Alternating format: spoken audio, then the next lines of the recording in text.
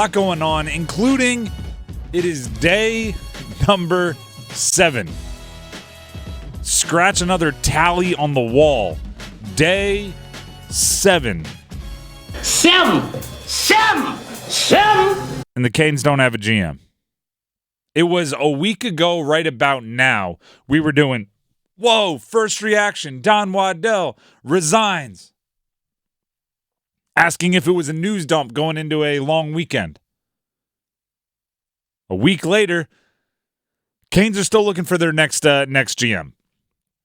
And it's starting to get to the point where you're missing things, right? Or missing things might be the wrong term, but you don't have your GM for moments where you'd like to. The NHL Scouting Combine starts this Sunday. That's 2 days from now, June 2nd. That's one of the more, I don't want to say important, but active events for a front office executive. And I'm not talking about watching the drills and taking down the measurements. You can do that from anywhere, right? You can record it. You can write down how fast someone was, how tall they were, how much they weighed. And whenever you name your GM, you can just pass over the notebook. All right, here's what we learned about the players at the Scouting Combine. If you want to watch any of the drills, we have it recorded. It's on the hard drive.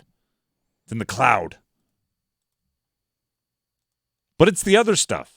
And it may seem ridiculous, but it's in some ways, sports still is like that old school industry, for better or worse, right? That, deals are made on the golf course. Deals are made over drinks. Deals are made, and it's the good old boys network. It's got a little bit of that. And when you have everyone in the league in one location for something like the Scouting Combine, there will be nights at the restaurant. There will be, where are you guys going after this? Let's chat. There will be, hey, there's a few things I want to run by you. Where can we bump into each other for a late night drink? Oftentimes, if you had a conversation on the phone, maybe this week, hey, let's pick that up at the Combine. I'll see you on Tuesday. Yeah, where there's less of a paper trail. Yeah, exactly. We can just talk about it face to face. How's the family? How's Martin Natchez? Yeah. How's his dad? Oh, yeah, the kids are getting older. Oh, they're probably, they're in juniors. Nice. How's Martin Natchez? Those conversations happen.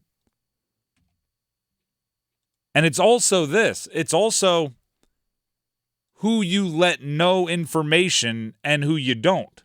Or what information do you let each group know? Or who sees you talking with someone else?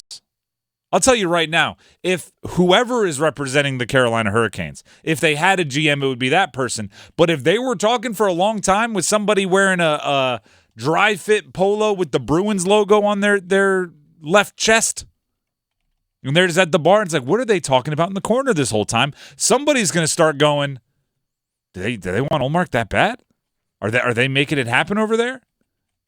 Call them back to their headquarters. I'm just saying, the Canes and the Bruins have been talking for 20 minutes. Who's doing that for the Canes? Who's the one playing the game for the Canes? There's 32 teams in the NHL. Everything that you do that gives information or withholds information or provides information for any of those 31 other teams should be considered strategic. The NHL Combine, Scouting Combine, starts in 2 days. Canes don't have their GM. This is a big test for Eric Tulsky, their interim GM, because we know he's good with the calculator. Oh, yeah. We know he's good at sitting in the dark room with the film cranking, marking down stats, and deciding which players fit with which lines and who analytically has the best chance to make a big play or who pairs better. Should it be Chatfield and Orlov? Should it be Orlov and D'Angelo? He can do all the different calculations and equations to say, well, Orlov's his play improves and his plus minus, blah, blah, blah, blah, blah, blah. He can do all of that. But can he be the guy at the steakhouse in a room full of other decision makers and not gab too much, not overshare,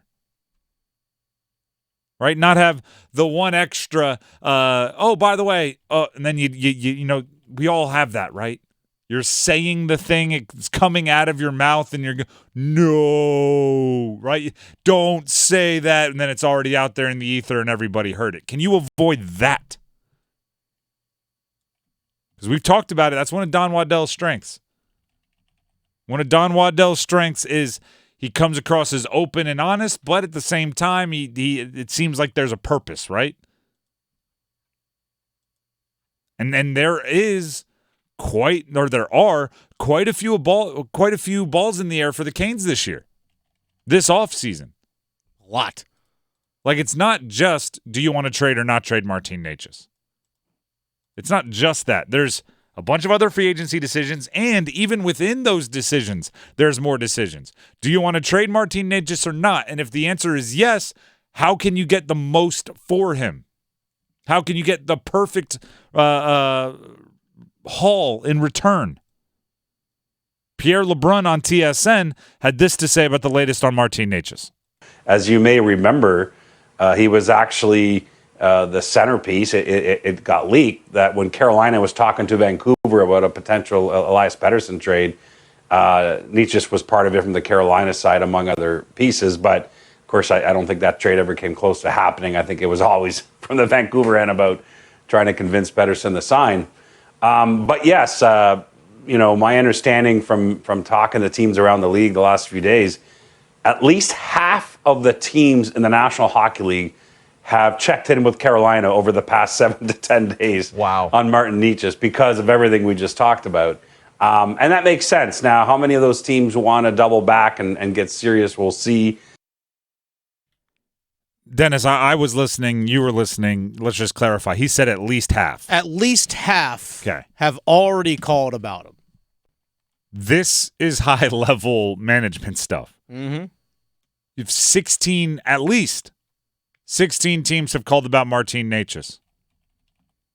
That is the stuff that in an NHL Scouting Combine, it becomes crucial, or any gathering, right? The winter meetings, the owner meetings, whatever. At any event where there are a lot of team representatives, you have to be very, very careful. You don't want to say to somebody, yeah, we want a defenseman. They don't really have one that can offer us, so they're out of the running. Mm-hmm. Because that's going to make its way around. Or do you trust somebody to like, who do you trust? Who do you not trust? It's who's running the show for the Canes? That's what it comes down to. Is it Tulsky? And if it is, he kind of better be your permanent guy, because that's a way too much trust for an interim. Well, I'm sure when you're meeting with not only just other general managers, but you're also talking to agents, because agents are going to be there too, because they have clients that are in the combine. They're probably going to want to know, all right, who's going to have the final say? Like, we might have an idea of what we can work out in a deal, but are you the guy making the call?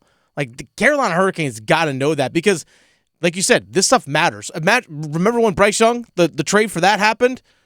Where did a lot of those conversations take place? Scott Fitterer with Ryan Poles from the Chicago Bears at the Scouting Combine in Indianapolis. That's where a lot of the conversation took place. So who's going to, like you said, who makes that call? Who makes that call? Does anyone think that any one of the Canes can make that call, or do they think they're on pause?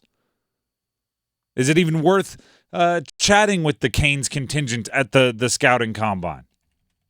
Or is it, they don't have, who knows? No one over there is driving the ship.